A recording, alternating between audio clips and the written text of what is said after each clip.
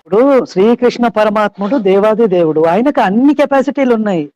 ఇప్పుడు వీళ్ళ దేవుడు లాగా నపుంసకుడు కాదు కదా, ఎగ్జాక్ట్లీ.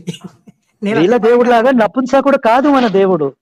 మన దేవుడు సర్వశక్తిమంతుడు, ఏదైనా చేయగలడు. పోతే ఆయన వెనక జనాలు పడతారు కానీ ఆయన ఎవ్వరి వెనక పడడు. మీరు రాసలీల మొత్తం చూస్తే ఆ గోపికలు గాని వాళ్ళు గాని ఈ కృష్ణుడు ఎంట పడతారు. వాళ్ళు ఎంట పడి ఆయనను ముట్టుకుంటారు, ఆయనను కౌగులించుకుంటారు, ముద్దులు పెడతారు కానీ ముట్టుకుంటారు, ఆయనను కౌగులించుకుంటారు, ముద్దులు పెడతారు కానీ ముట్టుకుంటారు, ఆయనను కౌగులించుకుంటారు, ముద్దులు పెడతారు కానీ ఈయన ఎవ్వరిని పట్టుకోలేదు.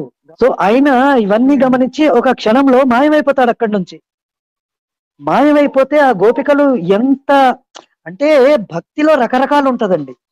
కొందరు స్త్రీలు ఎట్లా ఉంటారంటే ప్రేమతో ఈయన నాకు భర్త కావాలి అని కోరుకుంటారు, వాళ్ళని కరుణిస్తాడు.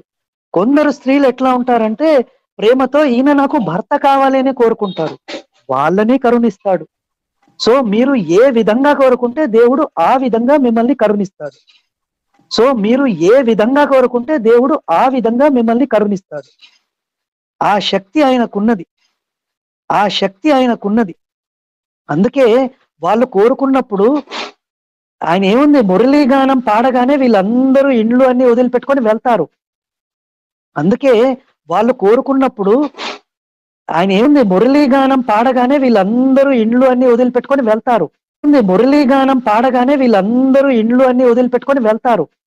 ఆ రాసలీల ఎంత గొప్పదంటే ఆ గోపికల్ని తలుచుకొని బ్రహ్మగారే ఒక క్షణంలో అనుకుంటారనమాట, ఈ గోపికలు ఎంత అదృష్టం చేసుకున్నారు, ఆయనతో ఆడి పాడి రాసలీల చేసేంత అదృష్టాన్ని వాళ్ళు సంపాదించుకున్నారు, నాకు ఆ అదృష్టం లేదు. ఆ గోపికలు ఎంత అదృష్టవంతులంటే వాళ్ళ కాళ్ళ కింద నేను గడ్డినై మొలిచినా ఎంత బాగుండేది అని బ్రహ్మగారు అనుకుంటారండి. అంత అదృష్టం ఆ గోపికలకు శ్రీకృష్ణ పరమాత్ముడు ఇచ్చాడు.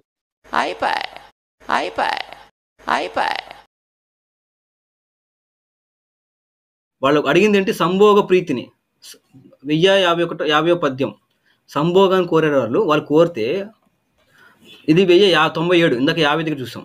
ఆ గోపసుందరులు ఏదైతే సంభోగం అడిగారో ఆ సంభోగం చేసేసాడండి. గోవిందుని తను సంగమ సుఖముతో మిక్కిలి పరవశులై తమ పైటలు ధరించిన వస్త్రాలు జారిపోవటం కూడా గమనించలేకపోవడం ఆశ్చర్యం కాదు.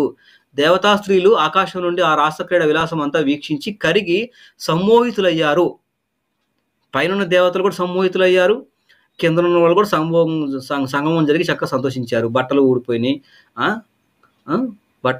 పైట చెంగులు జారిపోయినాయి, వస్త్రాలు జారిపోయినాయి. కాబట్టి ఎంత జరిగింది ఇదంతా ఏం వీరస్కాలం చేయకుండా ఇదంతా చేశాడండి. నిజంగా దశమ స్కందం పూర్వభాగం. ఈ విధంగా గోవిందుడు శరత్కాలంలో గోపికలతో వీరస్కలనం చేయకుండా రమించాడు అని మాయల మారి అయిన కృష్ణునికి చిక్కి గోప యువతులు ధన్యురాండ్రై మన్మథ కేళిలో పరవశించిపోయారు.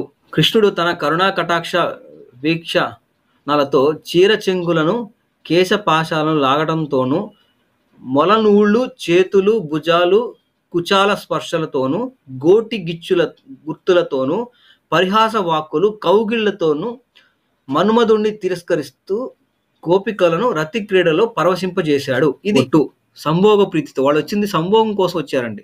సంభోగం కంప్లీట్ అయితే చెమటలు పడతాయి, వాళ్ళు నదిలో దూకుతారు, ఇవన్నీ జరుగుతాయి. వాళ్ళు తృప్తిపరచాడంటే అర్థం ఏంటి, వాళ్ళు ఏం కోరుకుంటున్నారు, సంభోగాన్ని కోరుకుంటున్నారు ఆ స్త్రీలు. మరి సంభోగం చేర్చాడంటే అర్థం ఏంటి, వాళ్ళు ఏం కోరుకుంటున్నారు, సంభోగాన్ని కోరుకుంటున్నారు ఆ స్త్రీలు. మరి సంభోగం చేయలేదని ఎలా అంటారండి, వాళ్ళు కోరుకుంది ఏంటి, సంభోగాన్ని కోరుకున్నారు. ఈ సంభోగం కోరుకున్నప్పుడే వాళ్ళని ఏం చేశాడంటే కృష్ణుడు మొదల కేళిలో పరవశించిపోయారు.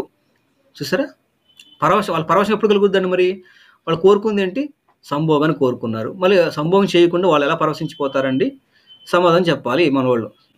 ఆయన సంభోగం చేయలేదు అంటారు కాబట్టి మధుర సంగీతం ఊదటంతో వాళ్ళు అలా అయిపోయారండి, మోహం పొందుకున్నారండి. కాబట్టి వాళ్ళ భర్తల్ని పిల్లల్ని అందరూ ఒడిచిపెట్టి వచ్చారు. మరి ఇది ఎంత ధర్మము, ఎంతవరకు కరెక్టు అనేది వీక్షకులు ఆలోచించేయాలి. కృష్ణుడు వారి ముందు ప్రత్యక్షమయ్యాడు వాళ్ళు ఏడిస్తే. చూడండి తర్వాత, ఒక సుందరి ప్రియుని పాదాలు విరహాగ్నితో తప్పించిన తన స్తనాలకు అద్దుకుంది. కృష్ణుడు స్తనాలు అంటే కూడా మీకు ఇంకేం చెప్పాలి, స్త్రీ యొక్క వక్షోజాలు ఏవవుతున్నాయో ఆ వక్షోజాలకి శ్రీకృష్ణుడి యొక్క కాళ్ళని అదిమి పట్టుకుంది విరహాగ్నితో అని ఉందండి. ఇంకా మిగతా శ్రీకృష్ణుడు చిత్రాకారుడై గోపకాంతులతో రాసక్రీడ సలపడానికి ప్రారంభించాడు. వాళ్ళు ఏం అడిగారండి? సంభోగం కోసం అడిగారు. రాసక్రీడ చేయడానికి ప్రారంభించాడు అంటే అర్థం ఏంటండి? సంభోగం చేస్తున్నట్టే కదా. ఇంకా దాన్ని సపరేట్గా వివరించి రాస్తారా? వాళ్ళు అడిగింది ఏంటి? సంభోగ ప్రీతిని. 1051 పద్యం సంభోగాన్ని కోరారు వాళ్ళు కోరితే సంగమం జరిగింది చూడండి. ఇది 1097, ఇందాక 50 దగ్గర చూసాం. ఆ గోపసుందరులు ఏదైతే సంభోగం అడిగారో ఆ సంభోగం చేసేసాడండి. గోవిందుని తను సంగమ సుఖముతో మిక్కిలి పరవశులై తమ పైటలు ధరించిన వస్త్రాలు జారిపోవటం కూడా గమనించలేకపోవడం ఆశ్చర్యం కాదు. దేవతా స్త్రీలు ఆకాశం నుండి ఆ రాసక్రీడ విలాసం అంతా వీక్షించి కరిగి సమ్మోహితులయ్యారు.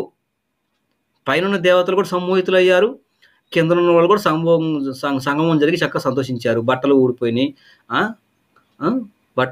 పైట చెంగులు జారిపోయినాయి, వస్త్రాలు జారిపోయినాయి.